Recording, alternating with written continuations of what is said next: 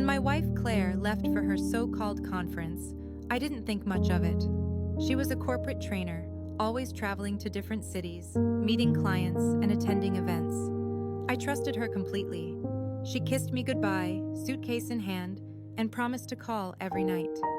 But the calls were brief, vague, and filled with excuses about late dinners with colleagues. Something in my gut told me something wasn't right. Still, I pushed the feeling aside, convincing myself I was just being paranoid. She came back 5 days later, glowing. Her skin looked radiant, her smile brighter than usual, and she seemed almost giddy. I expected her to be exhausted, maybe even jet-lagged, but she walked through the door like someone returning from a vacation rather than a demanding work event. She wrapped her arms around me, kissed me a little too eagerly, and started talking about how productive the conference had been. My doubts only grew stronger. Over the next week, I noticed subtle changes.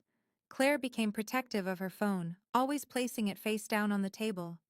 She started going to the gym more often, buying new clothes, and even wearing perfume while working from home. These small details began to pile up, but I stayed quiet. I told myself, if something is going on, the truth will reveal itself. And it did, but in a way I never expected.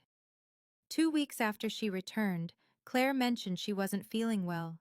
She complained of nausea, fatigue, and even joked that maybe she'd picked up a bug at the conference. I suggested she see a doctor, and surprisingly, she agreed. She brushed it off as stress, but deep down, I knew there was more.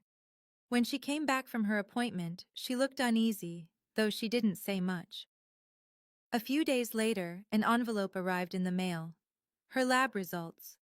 Claire wasn't home at the time, and curiosity got the better of me. I opened it, expecting something minor, but what I read stopped me cold.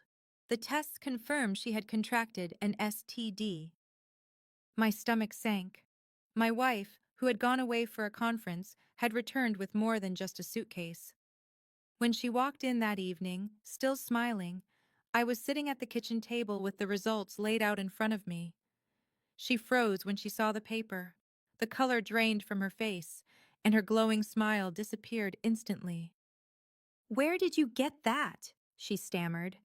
My hands were shaking, but my voice stayed steady. "It came in the mail. Care to explain?"